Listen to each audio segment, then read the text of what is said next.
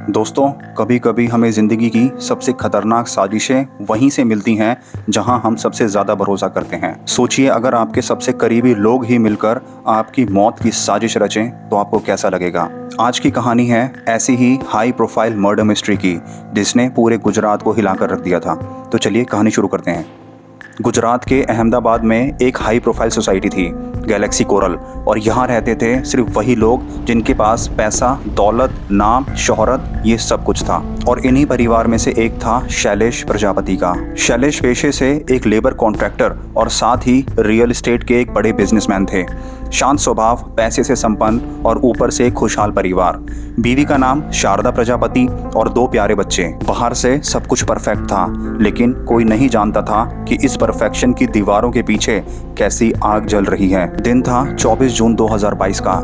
रोजाना की तरह शैलेश प्रजापति सुबह के करीब 6 बजे घर से मॉर्निंग वॉक के लिए निकले। सड़क सुनसान थी, गाड़ियों की आवाज तक नहीं थी, लेकिन अचानक पीछे से तेज रफ्तार में आते एक छोटे ट्रक ने उन्हें सीधा टक्कर मार दी। टक्कर इतनी जोरदार थी कि शैलेश कई फीट दूर जाकर गिरे।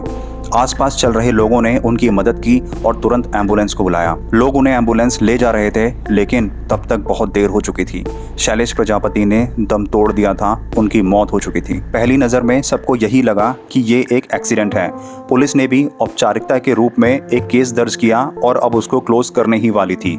लेकिन तभी अचानक एक ऐसा सीसीटीवी फुटेज सोशल मीडिया पर वायरल होता है जिसने इस केस की पूरी तस्वीर ही बदल के रख दी थी। वीडियो में साफ दिख रहा था कि सड़क पूरी खाली थी, ट्रक के पास पूरा रास्ता था, लेकिन फिर भी वो सीधे शैलेश को टक्कर मारता है। ये एक्सीडेंट नहीं बल्कि किसी की सोची समझी साजिश लग रही थी, जिसको अच्छे से पता है कि शैलेश प्रजापति किस समय सुबह घर से निकलते हैं और किस रोड पर वो मॉर्निंग वॉक के लिए जाते हैं। सोशल मीडिया की ताकत ने इस केस को अलग मोड़ पर लाकर खड़ा कर दिया। पुलिस ने स्पेशल इन्वेस्टिगेशन टीम बनाई और असली जांच शुरू की। रोड पर लगे सारे सीसीटीवी फुटेज खंगाले गए तो पता चला कि शैलेश के घर से निकलने के बाद एक शख्स उनका पीछा कर रहा था। कुछ ही दूर चलने के बाद वही शख्स एक ट्रक में बैठता है और सीधा शैलेश को टक्कर मारता हुआ निकल जाता है। यहाँ से ये क्लियर हो गया था कि ये कोई एक्सीडेंट नहीं बल्कि हत्या की साजिश है।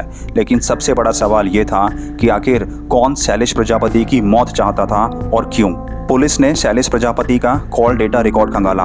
पता चला पहले वो एक बिजनेस पार्टनर नितिन प्रजापति से रोजाना घंटों बात करते थे, लेकिन पिछले 2-3 महीनों से दोनों की अचानक बातें बंद हो गईं। पुलिस को शक हुआ कि शायद दोनों में पैसे या बिजनेस को लेकर कोई झगड़ा हुआ हो, लेकिन असली ट्विस्ट सामने तब आया जब पुलिस ने नितिन और शैलेश की पत्नी शारदा की कॉल डिटेल रिकॉर्ड निकाली। दोनों के बीच घंटों की लंबी बातें, और सबसे चौंकाने वाली बात, शैलेश की मौत के बाद भी शारदा और नितिन लगातार कांटेक्ट में थे। पड़ोसियों से पूछताछ हुई। लोगों ने बताया जब भी शैलेश घर पे नहीं होता था, नितिन अक्सर शारदा से मिलने उसके घर आता था और ये दोनों हंस हंस कर बातें करते थे। अब तस्वीरें धीरे धीरे साफ हो रही थीं।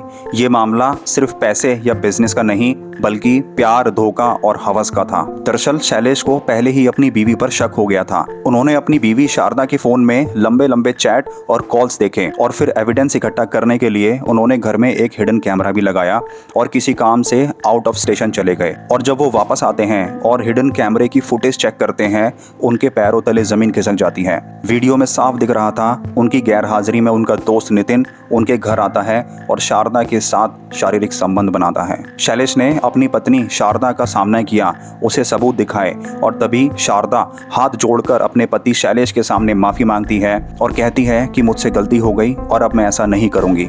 लेकिन ये सिर्फ एक झूठ था। असलियत ये थी कि नितिन और शारदा दोनों हवस में इतने अंधे हो चुके थे कि उन्होंने शैलेश को ही रास्ते से हटाने का फैसला कर लिया। नितिन ने एक सुपारी किलर यासीन अंसारी को हायर किया, उसे 1 लाख रुपए दिए और कहा कि शैलेश को खत्म कर दो, लेकिन ये एक एक्सीडेंट लगना चाहिए। 24 जून 2022 का दिन चुना गया। शैलेश का पीछा किया गया। ट्रक में बैठे 3 लोगों ने मिलकर उन्हें कुचल दिया। प्लान परफेक्ट था। सबको यही लगा कि ये एक हादसा है, लेकिन वो एक वायरल वीडियो इस पूरे केस का राज खोल गया। पुलिस ने नितिन को गिरफ्तार किया। कॉल रिकॉर्ड्स, पड़ोसियों की गवाही और सीसीटीवी फुटेज सबूत बनाए गए। थोड़ी सख्ती के बाद नितिन टूट गया और कबूल कर लिया कि हाँ, वो और शारदा पिछले कई सालों से अवैध रिश्ते में थे और शारदा के साथ मिलकर उसने ही शैलेश की हत्या की है। इसके बाद शारदा को भी अरेस्ट कर लिया गया। सुपारी किलर यासीन अंसारी और उसके 2 दोस्तों को भी अरेस्ट कर लिया गया। अब ये 5 अपराधी जेल में हैं और केस की कानूनी लड़ाई जारी है। दोस्तों, ये केस हमें सिखाता है कि कभी कभी सबसे बड़ा धोखा हमें अपने घर से ही मिल सकता है। पैसे से भरे घरों में भी वफादारी और प्यार की कमी रिश्तों को खतरनाक मोड़ पर ले जा सकती है। सोशल मीडिया, जिसे हम अक्सर गलत ठहराते हैं, उसी ने इस केस को सुलझाने में सबसे बड़ा रोल निभाया। अब आप ही बताइए, क्या आपको लगता है ऐसे अपराधियों को उम्र कैद की सजा काफी है या ऐसे लोगों को सजाए मौत मिलनी चाहिए? कमेंट में अपनी राय ज़रूर दें। अपना ख्याल रखें, अपनी फैमिली का ख्याल रखें। मिलते हैं अगले केस में एक नई कहानी के साथ। तो ऐसे ही ट्रू क्राइम स्टोरीज देखने के लिए वीडियो लाइक करके चैनल सब्सक्राइब कर दें, बेल आइकन प्रेस कर दें, जिससे नेक्स्ट वीडियो आपसे मिस ना हो।